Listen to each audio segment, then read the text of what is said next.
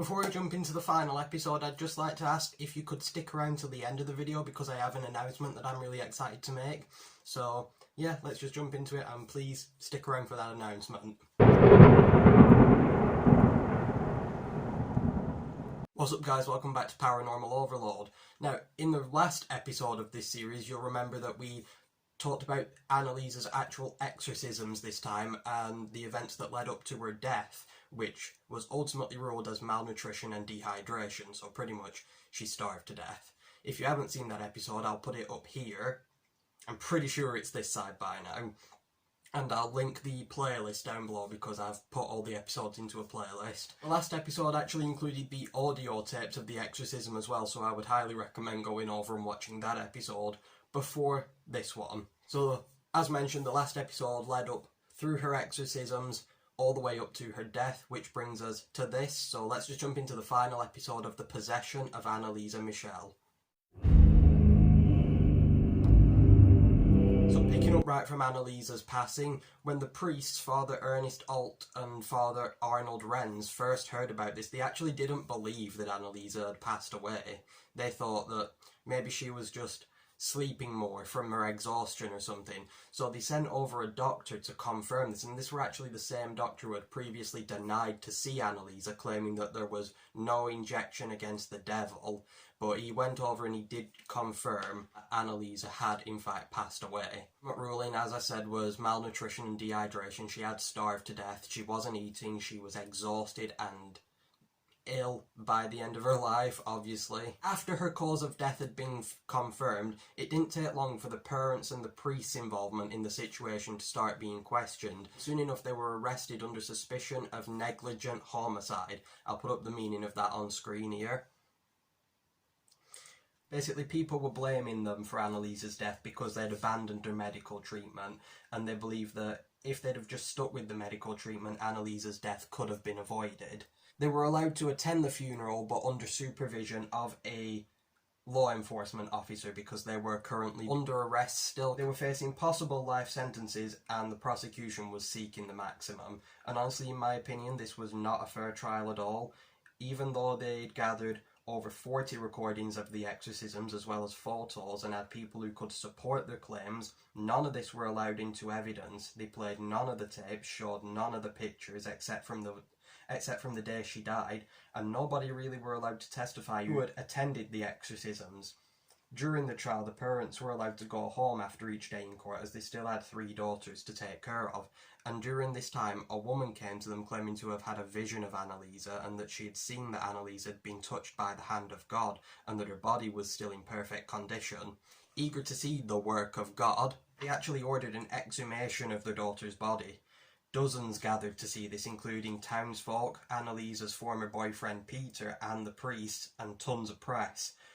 Once the coffin had been dug up, it was rushed into the church and opened by the people who had dug it up, but nobody else were allowed inside, so no one actually got to see what was in the coffin, well, the state of Anneliese's body, except for the grave diggers.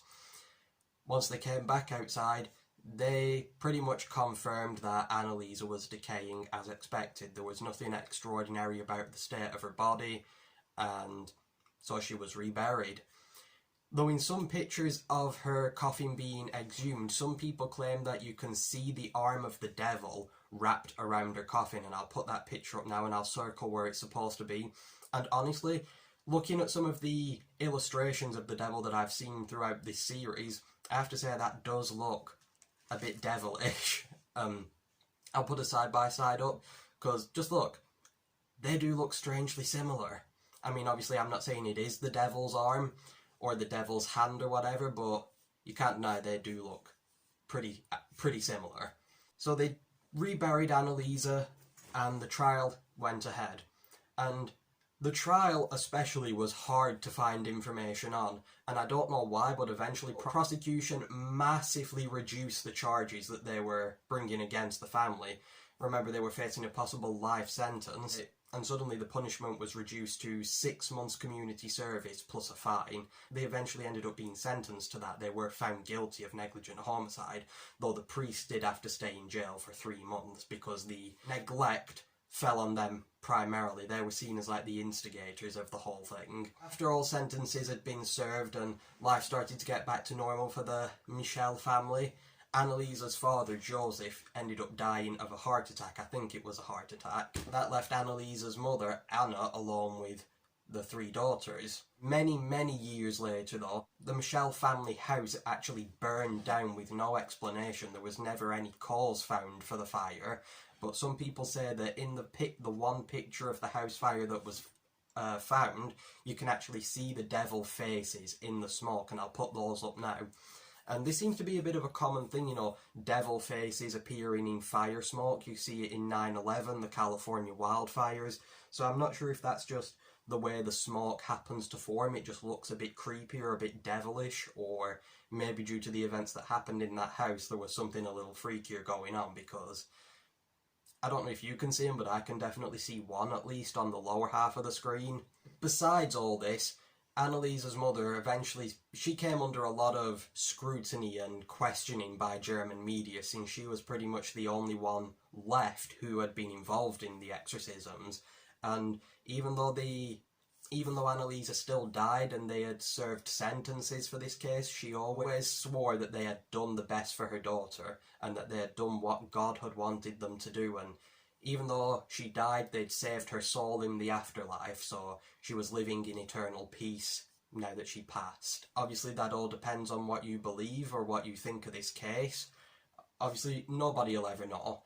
Nobody knows what happened, nobody knows if Anneliese was really possessed, and nobody really knows what's happening in the afterlife, if there is one, which I do believe there is. I don't really think there's a heaven and a hell, I just think we do become spirits. I do believe that we become ghosts, essentially. Since then, Anneliese's grave has become a very popular pilgrimage site, and people travel there to say prayers of thanks for her sacrifice and to pay respects to her. And her story's since gone on to inspire 2 very popular movies, The Exorcism of Emily Rose and Requiem, as well as the lesser known Anneliese the Exorcist tapes. Highly recommend the first 2, the last one not so much. At the end of the day, I believe that there was some supernatural influence on this case, because there's so much, there's things that can easily be explained by science, but there's also so many things that can't be, and to me that's what makes this case such an interesting mystery. There's things that you can say, oh, it was just mental illness, it was the medication, it was environmental, whatever, but there's also things that you just can't do that with, and so much of this case gets picked apart when it comes to explaining it by science. I've seen documentaries on this case where they completely ignore certain elements of Anneliese's experience in favour of an epilepsy diagnosis, which was already a part of her story anyway, so they're not even coming up with anything new. They're just choosing to run with the easiest explanation, but that's not fair, because at the end of the day there is things that happened that no real medical condition can explain. No medical condition flings you up into the air. No medical condition throws you across a room. I mean, come on. There's things that happened in this story that just cannot be scientifically explained. And that's the case with a lot of paranormal stories. They get picked apart and certain things will be explained by science, but others will be ignored. Like I said, I do believe that there was a supernatural influence on this case. Whether Anneliese was fully possessed or not, obviously I can't say, I don't know, but I certainly don't think that she was just suffering an ordinary illness. Like I said, go back and check out the exorcism episode so that you can get a better idea of what actually went on in those exorcisms. Hurry up though, because you'll find out why in the announcement. Anyway,